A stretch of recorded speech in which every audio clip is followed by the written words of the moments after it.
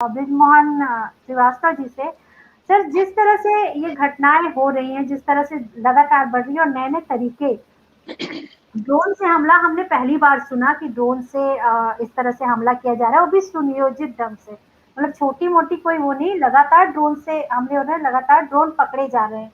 तो ये क्या आतंकियों की बौखलाहट है? एक तरफ उन्हें जम्मू कश्मीर में टिकने नहीं दिया जा रहा है, दूसरी तरफ ओके जो है उसको लेकर भी अब केंद्र सरकार काफी सजग है और काफी सारी तैयारियां कर रही है।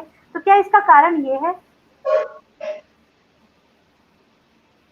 आपने विषय तो बहुत अच्छा रखा है और आज देश को इस विषय पे चर्चा करने की जरूरत भी है। देखिए कि जो आपने एक एक करके मैं आपने जितनी बातें उठाई, मैं एक एक करके उस पर अपनी बात कहने की कोशिश कर रहा हूँ। आपने ड्रोन की बात की है, ये टेक्नोलॉजी अभी 4-5 साल पहले आई है संसार में। तो जब आतंकवादियों को भी सारी सुविधाएं और नई टेक्नोलॉजी उपलब्ध होती है, उसी उपलब्धता के तहत उनको ड्रोन मिला है। तो इसको हमको नया लगता है, लेकिन ये आया भी तो नया है। जहां तक बात अपने देश की सेना की है, देखिए कि संसार में हमारी जो सेना है वो उसकी शक्ति दूसरे नंबर पे, नंबर 1 पे चाइना है और सबसे ज्यादा सैनिक हमारे पास है, सैनिक बल हमारे पास है। देखिए संसार में भारत की जो सेना है वो दूसरे नंबर पे है और वो अपनी किसी भी विदेशी ताकतों से निपटने में बहुत सक्षम सेना है।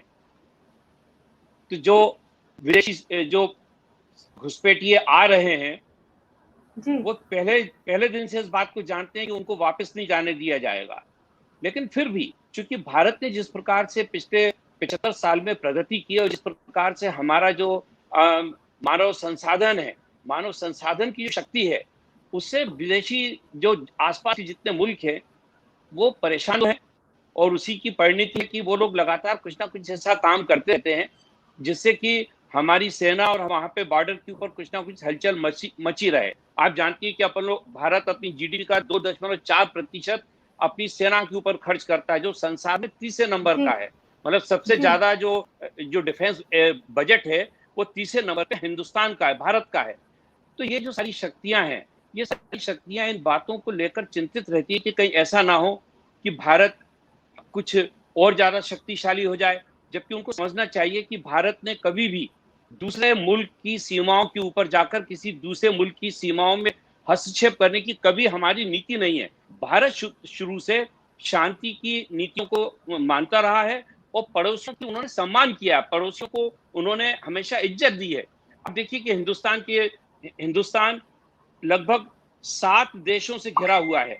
इसमें चीन भी है, नेपाल भी है, पाकिस्तान भी है, बांग्लादेश भी है, अफगानिस्तान भी है, इसमें म्यांमार भी है, नेपाल भी है। तो ये सारे मुल्कों से घिरा होने के बाद भी कभी भी भारत ने अपनी तरफ से किसी भी मुल्क में प्रवेश करने की कभी कोशिश नहीं की। हम लोग अपनी सीमाओं का, हमारी जो सेना इस मामले में इतनी अनुशासित है कि वो लगातार इस बात का ध्यान रखती है कि कोई ऐसी बात ना हो जिससे कि किसी दूसरे मुल्क को तकलीफ हो। लेकिन इसके बावजूद भी जो देश डरे हुए हैं, उनको लगता है कि भारत अपने आप में बहुत ताकतवर देश बनता जा रहा है, उन लोगों की चिंता रहती है, तो वो इस प्रकार की घटनाएं करते हैं और इस प्रकार की शरारतें होती हैं।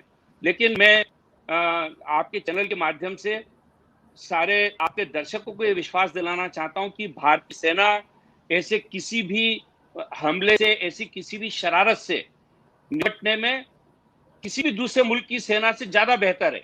ये इसका विश्वास हम लोगों को रखना चाहिए और यही कारण है कि कोई भी जो हमलावर आता है इस देश में हमला करने, वो ये मान के चलता है कि अब वो वापस नहीं जाएगा, उसकी लाश ही यहाँ पे रहेगी।